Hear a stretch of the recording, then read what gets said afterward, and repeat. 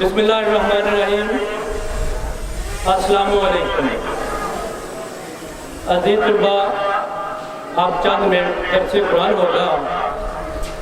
میں قاری سید شیرازی بہار شاہد صاحب سے گزارش کروں گا کہ وہ اسٹیج پر تشریف لائیں اور درس قرآن سے ہمارے دلوں کو روشن فرمائیں۔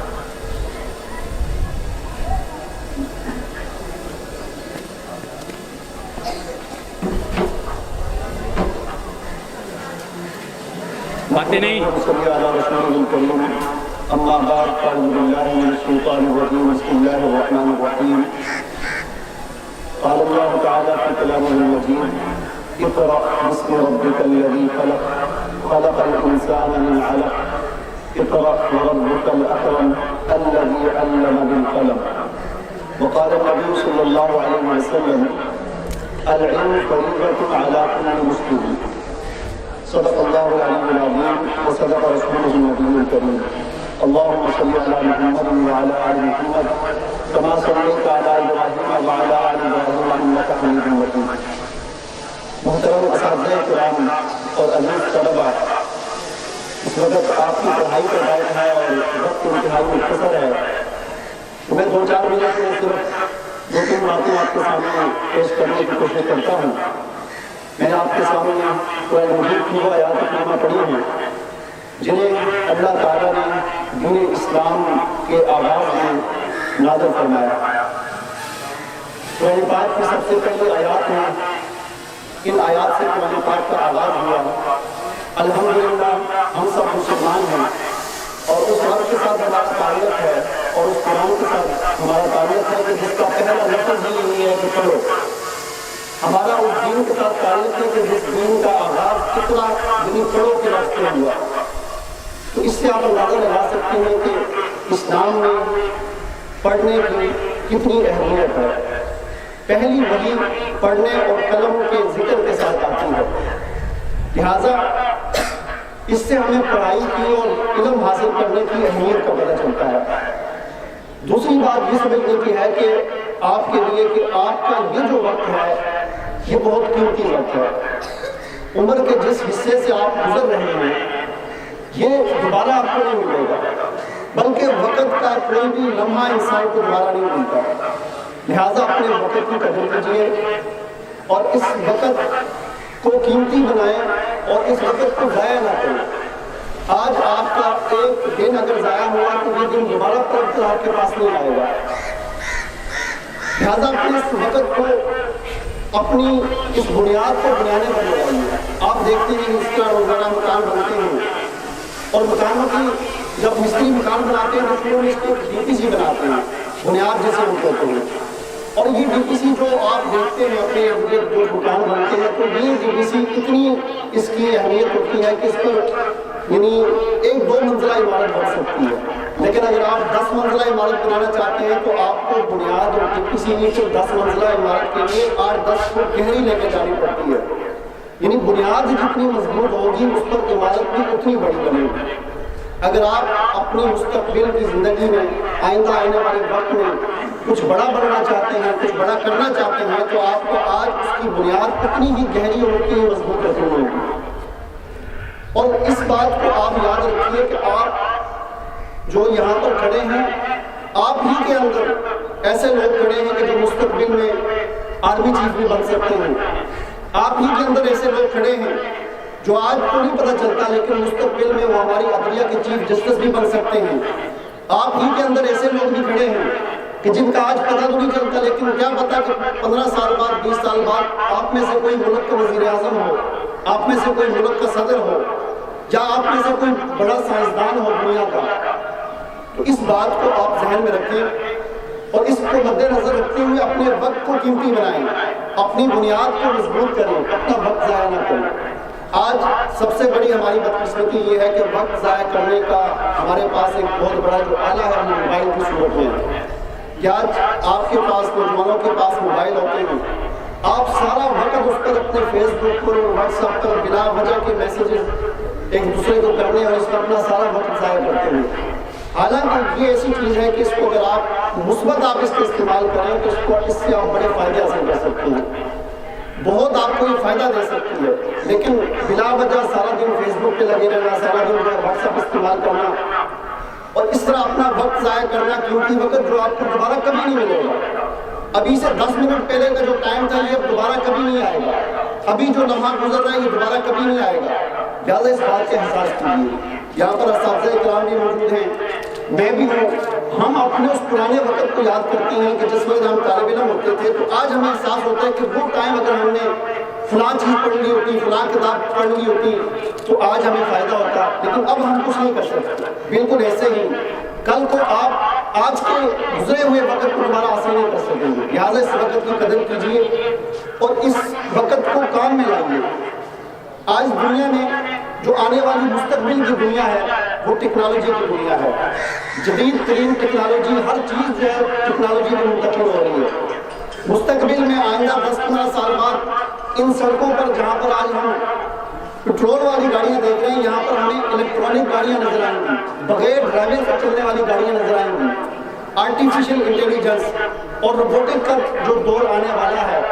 تو ایسی ٹیکنالوجی کا دور آنے والا ہے کہ اگر ہم نے ان چیزوں کو نہ سیکھا اور اپنی پڑھائی میں اپنا وقت ضائع کیا تو پھر ہم بہت پیچھے رہ جائیں گے۔ تو عرض کرنے کا مقصد یہ ہے کہ اپنے وقت کو قیمتی بنائیں، بجائے موبائل پر اپنا وقت ضائع کرنے کے اس موبائل سے آپ ٹیکنالوجی کو سیکھنے کا ذریعہ بنائیں۔ اگر آپ کے پاس گھر میں کمپیوٹر ہے، لیپ ٹاپ ہے، تو آپ آن لائن بہت اچھی چیزیں جو ہے سکھائی جاتی ہیں اور انتہائی جو ہے وہ فری بھی سکھائی جاتی ہیں اور سستی بھی سکھائی جاتی ہیں۔ اس طرح آپ مستقبل کی ٹیکنالوجی کو سیکھ سکتے ہیں۔ دیکھیں یہاں پر عام طور پر کیا ہوتا ہے کہ کہیں پر کوئی ہمیں پتہ چلتا ہے جب جاب آ رہی ہے، مثال کے طور پر کسی سرکاری محکمے میں کوئی اساتذہ کی کوئی اسامی آ گئی ہے، کوئی اور کسی چیز کی، تو وہاں پر ہزاروں لوگ، 10 بندے چاہیے ہوتے ہیں اور ہزاروں لوگوں کی درخواستیں آ جاتی ہیں۔ لیکن اسی ملک پاکستان میں بعض ایسے شعبے ہیں کہ جہاں پر لوگ چاہیے کام کرنے کے لیے لیکن کام کرنے والا کوئی نہیں ملتا۔ مثال کے طور پر ہمارے جو سیکورٹی ادارے ہیں، FIA ہے یا اس قسم کے ادارے جو تحقیقات کرتے ہیں، مثلا کوئی قتل ہو گیا تو اس کی تحقیق کرنی ہے جدید ٹیکنالوجی کی مدد سے، یہ ایسے شعبے ہیں کہ ان کے لیے بندے نہیں مل رہے جو ٹیکنالوجی کو جانتے ہیں۔ ایسی چیزیں آپ سیکھیں، کمپیوٹر کی جدید ٹیکنالوجی کو سیکھیں، اور اس حوالے سے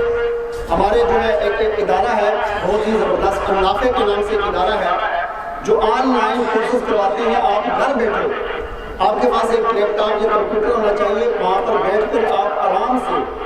جو ہے وہ ان کورسز کو کر سکتے ہیں،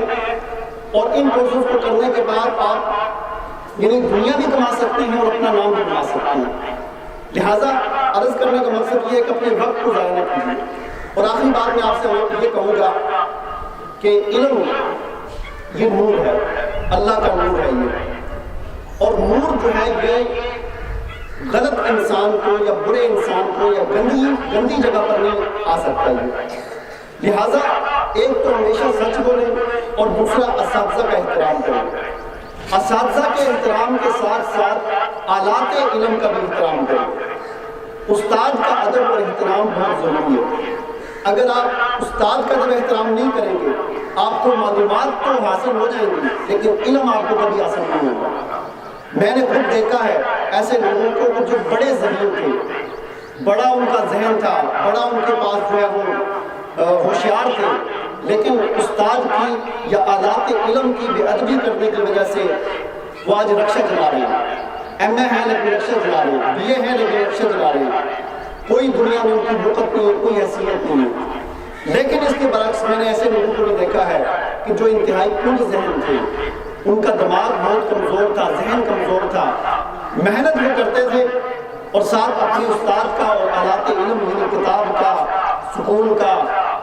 اس کرسی کا کہ جس پر بیٹھ کر علم حاصل کیا جاتا ہے، اس ٹیبل کا کہ جس پر آپ کتاب رکھتے ہیں، ان چیزوں کا وہ ادب کرتے تھے، کمزور تھے، ذہین نہیں تھے، لیکن آج دنیا میں ان کا بڑا نام ہے۔ تو اگر آپ استاد کا ادب کریں گے، آلات علم یعنی قلم کا ادب کریں گے، اپنے بستے کا احترام کریں گے، اپنی کتاب کا احترام کریں گے، اس کرسی کا احترام کریں گے جس پر آپ بیٹھ کر علم حاصل کرتے ہیں،